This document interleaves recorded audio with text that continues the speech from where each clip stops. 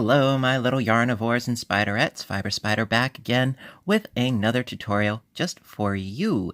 And today I'm going to show you a fusion of fleece and crochet in a really cute sort of patchworky way, or another way, which I'm going to show you in just a little bit.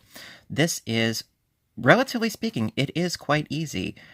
Little time consuming in some respects as far as the preparation is concerned, but it is a lot of fun, and it's a great way of incorporating two very different mediums together. And I've seen this before on Pinterest and so on and so forth, but had to show you guys because this is so much fun. You know, I'm a little hooked on this already, I must admit.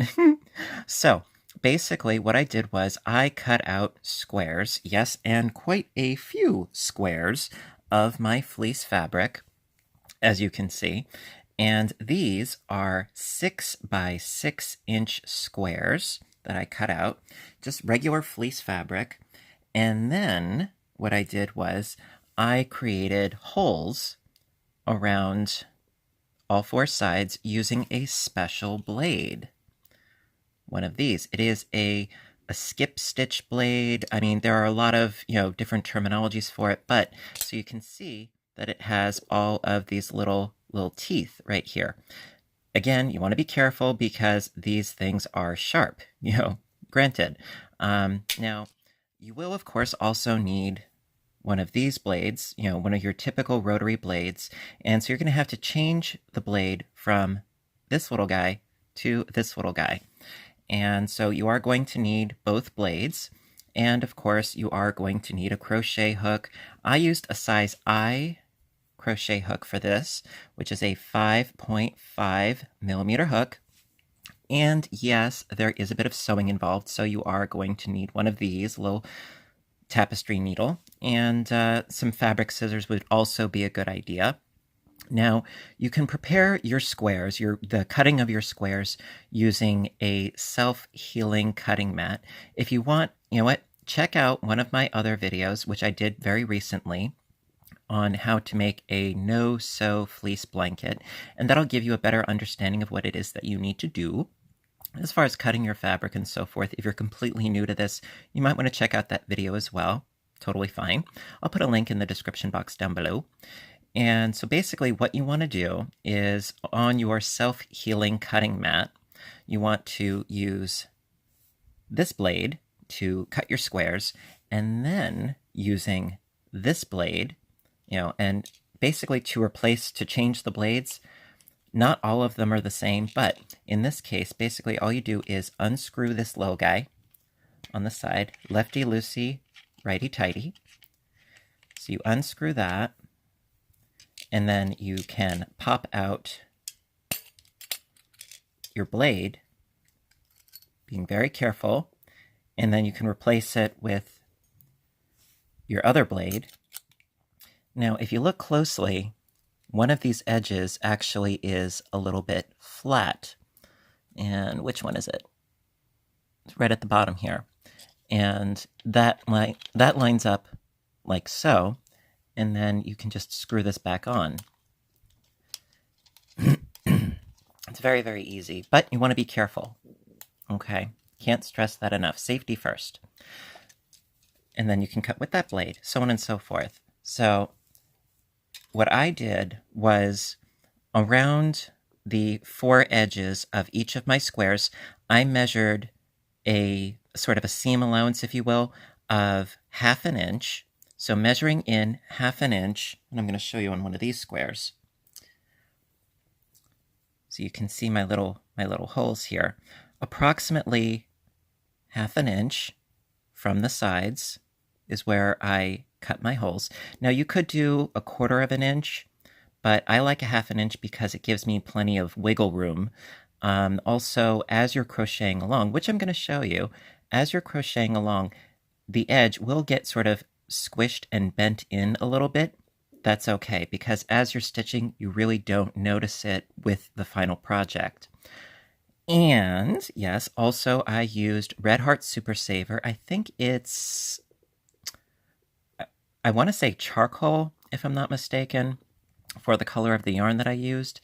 And I went to town. Now, I did a single round of single crochet around each block, and then I did a second round to give it a little bit more body, a little bit more oomph, Um, Now, there are a lot of different ways that you can join as you go, or you can crochet them together. Personally, I would rather sew them together because I find that when you crochet blocks together, it creates a ridge, which I'm really not a fan of. I like it to be nice and flat, so that's what I did. You can do whatever works for you, by all means. Now, I am going to show you how to crochet around the edge of these little guys, but also I wanted to show you something else that I was working on. Yes, yes, yes. And I do have a finished product for you. Now, what you can also do is, if you're not interested in taking a whole bunch of little squares and piecing them together, what you can do is you can do one big blanket, and you can do a single side, you can do two different sides, which I did in this case. Now, like I was saying before, how it sort of rolls over, it's not that bad, I mean, is my work brilliant? No, but it works, And so what I did in this case was I laid out, just like I did with my no-sew fleece blanket, I laid out both of my layers of fabric. In this case, this blanket was 1.5 yards for the top layer and 1.5 yards for the bottom layer, okay? And I laid them out, sandwiched them together, and then I cut around all four sides and then cut them so that they would be the same size. Then what I did was I placed pins through both layers of the fleece so that they would stay in place as I was doing then, the hole cutting, okay? Because you want them to be nice and lined up, all right? And it was 1/2 inch from each side, again, using the hole cutting blade. And then it was a round of single crochet, and then I decided to do a round of double crochet, give it a nice border, okay? So you can do different things using this method. Now, another thing is I did take sort of the easy way out. I didn't do a patterned border. I just, did it very, very, very, very simple. Just, single crochets and double crochets all the way around so that I didn't have to worry about the count of the stitches. Now, what you want to be aware of is that if you want a specific border to go around the whole thing, numbers and counts of stitches, it does matter. If it's just 1 or 2, well, you can do 2 stitches in the same stitch. It won't matter that much. But when you have a specific count, you need to be more aware of how many holes per side there are. Then you have to sort of tweak and fiddle and finagle as far as the number of stitches per inch, and then the number of inches for the piece of fabric that you're working with. I didn't want to bother with that, at least not in this particular instance. So that being said, yeah, I kind of took the easy way out, but it's more, for me right now, a matter of technique as opposed to specific pattern. But I really wanted to share this with you guys. So what I'm going to do is I'm going to show you how you can actually crochet around one of these pieces. Now, keep in mind also that when you're working with 2 layers, yes, it's nice and toasty, but it can be a little tricky as far as getting through both layers with your hook and making it look, relatively nice and neat. With this piece, it's just a single layer, so it's a lot easier, okay? Believe you me, a lot easier. All right, so I'm going to show you how to work with this little guy over here, and let's get started. Alrighty. Alrighty, so I have one of my squares. It's, like I said, 6 inches by 6 inches approximately. Also, I cut off the corners a little bit so that it's not quite so bunched up when you're doing the stitches. Also, as far as the right side versus the wrong side, I may be right, I may be wrong in this, but now there is some stretch to the fleece. So if you stretch it a bit, see how it's curling back? And if I turn it over, you can see that it's going to curl to the front. So I could be right, I could be wrong, but I believe that that means that this is the right side because it's curling to the back.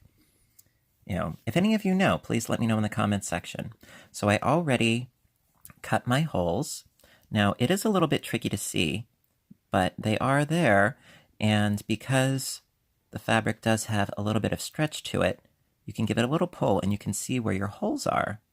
You know, it's easy like that. And also, if I were using a smaller sized hook, that might help, but with this weight of yarn, I really do like the size I. So what I did was I started right smack dab in the corner and pop your hook through. And I've got my same yarn here, my Red Heart Super Saver. And so to begin with, starting in the corner, you can start really anywhere that works for you, but I like to start in the corners. So pulling your yarn through and lock it in place, and then I need 2 more single crochets into that same stitch, that same hole space, for a total of 3 in the corner. So I've got my 3, and then just single crochet your way along into each hole as you go. And you don't want to be too tight with your stitches because you don't want the fabric to bunch up too much. But generally speaking, I really haven't had a huge problem with that. You know, what I do find that helps though is after inserting your hook into the hole, if you pull the loop up a little bit and then do your single crochet stitch all the way across. And that's, as far as the first round, that's really all there is to it. You know, and it does go by pretty darn fast, which I am a big fan of. And then when you reach the corners, always do 3, or I suppose you could even do 5, but I do 3 single crochets per corner. And then when you do the next round, it's a matter of doing 3 into the corner as well, but it would be, so like for instance, I've reached my corner right here. So I'm going to do my 3 single crochets. So that's 1, 2, and 3. And then I'll just do another one, not in that same stitch, but into the next stitch. Come on. There we go. So then, oh, of course I didn't have all of my plies. Okay, so then when you're going back into going the second round, into the second, see this is the first, second, and third. So into the second one, that middle single crochet in the corner, that's where you would do 3 more stitches into that corner, okay? And so it works up pretty quick. And because you're not punching all of the holes by hand, it works also very, very quickly when you're using that blade. You know, very, very easy to use, but also be careful. You know, they are sharp. I will be the first to say that. Fortunately, I haven't had any accidents, but, you know, you can never be too careful. So what I'm going to do is I'm going to work my way around this square, and then I will meet back up with you when I'm ready. All right, I'll be right back. Alrighty, so I've been crocheting right along, and like I said, in all of my 4 corners, I do 3 single crochets into each corner. Now, because of when you're rolling the blade, it's never going to be exact, at least not in my not in my experience, nor in my opinion is it going to be perfectly exact as far as the way the holes line up, as far as the number of holes per side. Granted, I only just started doing this, so I've got a lot to learn, I'm sure. Now I'm almost done with this preliminary side. And so I wanted to show you how you can connect it and go on to your next round. So going into my last hole right here, and do my stitch. And then to connect, going to merely go into this first one right here with a slip stitch, like so. And as for my initial tail, I can sort of pull that a little bit snugger. And then chain 1, and into the same stitch, 3 single crochets. So that's 1, and 2, and 3. And then just a matter of doing a single crochet into every stitch as I go around. Or you can do double crochets or picots, or really whatever it is that you want to do. These would also, if you're doing 2 layers, this would make lovely coasters or placemats. Placemats would be great. Really, you can do whatever it is that you want.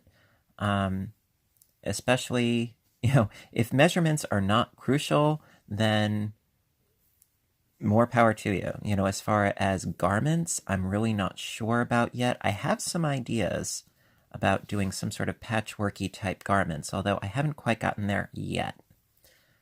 Always open to suggestions. And one of the reasons why I'm doing this right now is because, well, it was suggested to me. See, I'm almost at the corner here. So do this single crochet, and then because this one right here is the middle of the 3, I do 3 single crochets into this middle corner stitch. 1 more, because we need our increases, and then just do 1 single crochet in each until I reach the next corner. It's really that easy. And the reason why I'm doing a second round as opposed to just 1 is because it's a lot easier to hide your tails and make them less noticeable with this second round. Otherwise, they're a bit more obvious, and I don't like that. So, that being said, I'm going to keep crocheting my way around. I love the border. It's so cute. I love it. So I'm going to keep going around until I reach my beginning, and then I'm going to show you how you can sew these together really nice and easy. Alrighty? Okay, I'll be right back. Alrighty, so I crocheted all the way around. By the way, something that I did think of is if the piece seems a bit warbly, well, that is perfectly normal because the fabric itself does have some stretch to it. It will lay flat if you coax it to lay flat. If it really, really, really is bunched, you may need to use a different sized hook. That may help. Just throwing out that information to you. So, gonna finish up this second round, and then I'm gonna show you how to join. All right, so I just need to do a stitch into here, and then I'm almost done. I just need to put a stitch into this last single crochet right there, and then slip stitch to this first single crochet that we did. Ta-da! Nice and pretty and neat and even. Now what I already did was I took the initial end and I already sewed that in. See? Because I did the second round of single crochet, you don't even see the tail, which for me, big bonus. And I already cut my yarn, so I'm just going to pull this right on through to the other side. And we can now sew this block to our pre-existing piece. And I am following a particular pattern of diagonals with my squares. So we're going to attach this little guy right onto here. And I'm going to show you. Now, at the moment, I am not exactly where I need to be as far as my stitch placement goes. So I need to move a couple of stitches to the side. So down and then up into the next one. And then down once again, which will be into that third one, like so. Okay, so I'm on the third of the 3 as far as the corner, because what I like to do is the middle stitch of the 3, I like to have that in the corners, like so. And then when you're joining, it's a lot easier, I find. So, yes, I'm on the 3rd, and then as far as the pre-existing piece, what I like to do is find the first one, which in this case is this one right here. This is the first of the three, okay? And see, we have the middle one here and the middle one on this one. They're facing out. They're not being used yet. You really don't want to mess with those initially. It's only when you have all four squares joined in the center, like here, that's when you want to deal with those center ones, okay? Now, I'm sure that, you have, all of you, your particular way of sewing your squares together and so forth. This is how I do it. This is what works for me. Basically, it's more or less just a whip stitch. So I'm going to go through these two stitches again, like so, and snug it up a little. Not a death grip, but, make it a little snug. And then going through, so it's basically over to under, and then on the other side, under to over, like so, if that makes any sense. And then pull that, like so. And I go through both loops. Some people, they go through only one of the loops, but I go through both. Like I said, everybody has a different method as to how they sew, how they join squares. You can also, as I've said before, you can also crochet them together if you find that easier. But I'm really not a fan of the ridge that is created when you crochet them together. Personal preference, nothing wrong with that. And then when you get to the end,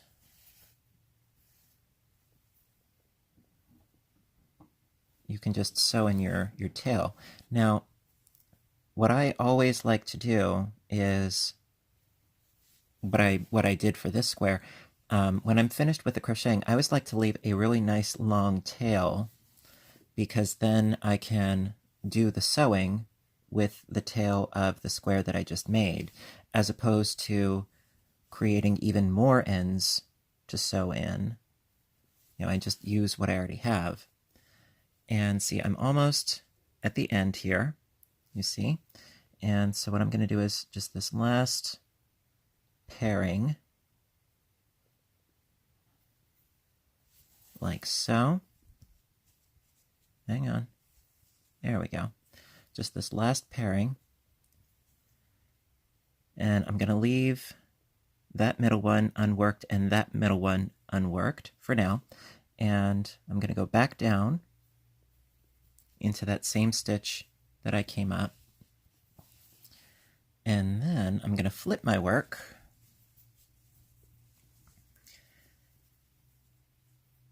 to the back side, and then underneath those loops that I created, I'm going to sew in my tail. And it is really as easy as that. Now, of course, when you're done making as many squares as you want to, you can then do a border around all of your squares once they're connected. A single crochet, a double crochet, really, what have you. And then just snippety snip. And there we go. A nice, clean, even join. And it's not overtly bumpy or ridgy or anything like that. It's a very clean join, and that's why I like to do it with the whip stitch for this particular project. So, that being said, I know this is not, your typical tutorial, but I really, really do like the technique. I like the idea that I'm using, fabric with the crocheting, creating a fusion of the two. It's a lot of fun, And if you did like this tutorial, Please give me a little thumbs up button down below to show your support. I appreciate your appreciation. You know I do. And so if you liked it, let me know what you think. Also, if you haven't hit subscribe already, please do so as well, because I do try to post videos as often as I can. I do have ideas as far as working with fleece a little bit more, since this is the time of year for it. Perhaps maybe some mittens, maybe a hat. Let me know what you think in the comments section. I may be pretty bad as far as responding, but I do read your comments. I do. And I love hearing from you guys. So, like I said, subscribe for more, because I do try to post as often as I can, whether it's knitting, crocheting, audiobook narration, or my other YouTube channel, Fiber Spider Games. I'll put a link in the description box down below. It's a lot of fun. Been having so much fun with that channel, and I would love to see you there too. So listen, until next time, my dears, I want all of you to stay inspired, stay caffeinated, and above all, stay stitching. I love you guys, and I will see you in the next video. Bye for now.